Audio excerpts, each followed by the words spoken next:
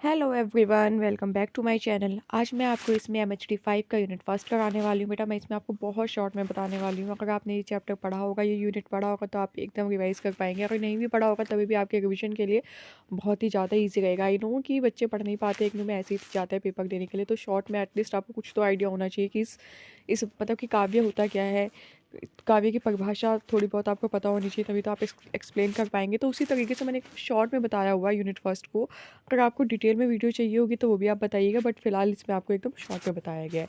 तो जैसे कि इसमें हम क्या क्या पढ़ने वाले हैं, इस पूरे यूनिट में है आपका काव्य क्या होता है उसे समझना, काव्य की विभिन्न परिभाषाओं को जानना, काव्य के सौंदर्य, भाव, भाषा और कल्पना के आधार पर उसकी पहचान करना, भारतीय काव्य शास्त्र में काव्य के स्वरूप, गुण और लक्षणों को समझना, काव्य के सिद्धांतों, अलंकार, रस, ध्वनि आदि को समझना और उदाहरणों से जोड़कर देखना। अब हम इसमें पढ़ने वाले हैं प्रस्तावना। प्रस्तावना क्या होती है? काव्य क्या होता है? काव्य मानव के मन के भावों की सुंदर अभिव्यक्ति है।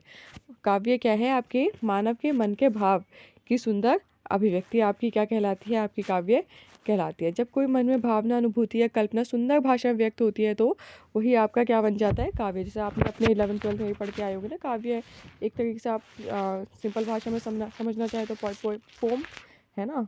तो वही क्या होगी आपकी काव्य की, आपके मन की भावना, अनुभूति या कल्पना को जब हम सुंदर भाषा में व्यक्त करते हैं तो वही आपका काव्य होता है। काव्य का उद्देश्य क्या होता है? मनुष्य को आनंद देना। यह आनंद आपका क्या हो सकता है? बौद्धिक भी हो सकता है और भावनात्मक तरीके से भी हो सकता है।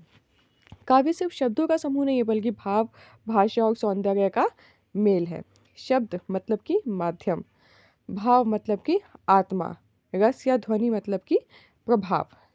काव्य मनुष्य के अनुभवों को सुंदर ढंग से प्रस्तुत करता है, इसलिए यह हृदय को स्पर्श करता है। आपको पता है ना कि काव्य में अपने बातों को कितने अच्छी तरीके से व्यक्त किया जाता है, जिससे कि वो दिल को छू लेता है ना। कोई बात नॉर्मल तरीके से कोई बोलता है, उसी को काव्य के फॉर्म में बोलता है, तो कितना ज़्यादा इफेक्टिव होता है अगर आप उसी बात को एकदम सुंदर तरीके से प्रेजेंट करते हैं तो। उसके बाद देखिए, भारतीय काव्य शास्त्र में काव्य के कई सिद्धांत बताए गए हैं, जैसे कि रस सिद्धांत जो भरतमुनि के द्वारा है, ध्वनि सिद्धांत आनंदवर्धन के द्वारा, अलंकार सिद्धांत भामह या उद्भट के द्वारा, रीति सिद्धांत जो कि वामन ने दिया है।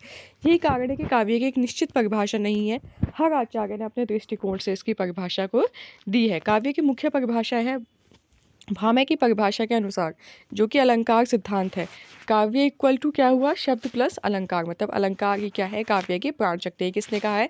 भामह के अनुसार है कि शब्द प्लस अलंकार, मतलब अलंकार ही क्या है? काव्य की प्राण शक्ति है। वामन की परिभाषा के अनुसार, जो कि रीति सिद्धांत है, ये बोलते हैं गुण प्लस रीति।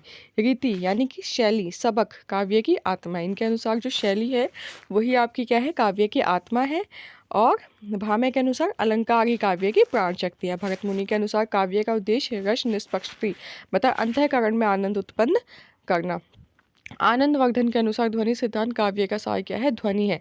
अंतर्निहित भाव, सूक्ष्म अर्थ, ध्वनि के बिना क्या है? काव्य अधूरा है। ये चारों लोगों ने अपनी अलग अलग परिभाषाएं दी है, इसलिए अनुसार हम कैसे क्या क्या हमने क्या पढ़ा था, इसलिए हर आचार्य ने अपने दृष्टिकोण से परिभाषा दी है, इसलिए काव्य की कोई परिभाषा क्या निश्चित नहीं की गई है।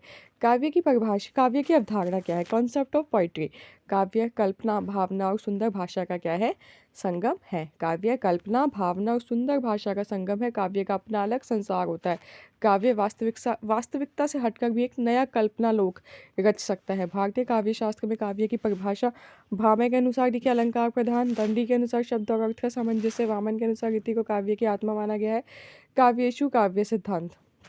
श्रेष्ठ काव्य वही है जो भावपूर्ण हो और सुंदर हो और मन को छू ले। ये क्या है?